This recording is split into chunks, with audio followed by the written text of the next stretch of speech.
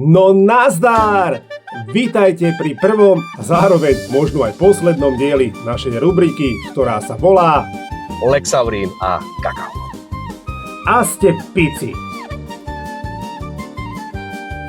Tak znie prvá správa od najnovšieho na Slovensku svetoznámeho novinára, ktorý má na sociálnych sieťach aktuálne niečo medzi 1000 až 27 000 účtov.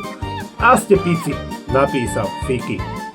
Zatiaľ presne nevieme, komu bola správa určená a čo vlastne znamená, kto je pici a kde je pici, ale ak je to tajný kód v maďarčine, tak pici znamená maličký.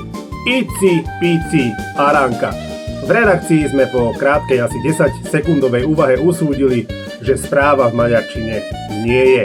Dospeli sme k záveru, že v tejto krátkej vete, ktorá pozostáva z 3 slov, chýba iba jedna predložka, jeden mekčeň a jedna bodka. Druhá správa sa týka pána Gašpara zo spoločnosti Očistec, ktorý prepočítal, koľko fafokanov by sa dalo postaviť z telefónnych faktúr mamky Šimečkovej.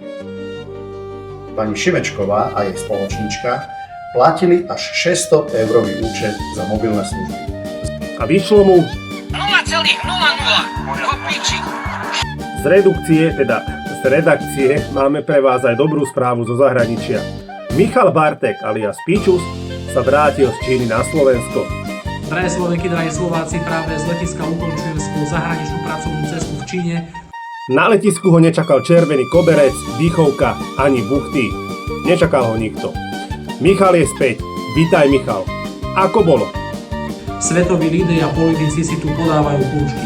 Bol tu americký prezident, ruský prezident, predtým tu boli zástupcovia z Veľkej Británie, z Kanady A teraz ty, náhradník, ktorý získal vo voľbách 3628 hlasov. Teda menej, ako je počet obyvateľov v menšej čínskej bytovke. Toto je na teraz všetko z našej dnes ráno vymyslenej rubriky Lexaurín a kakao. Pekný deň.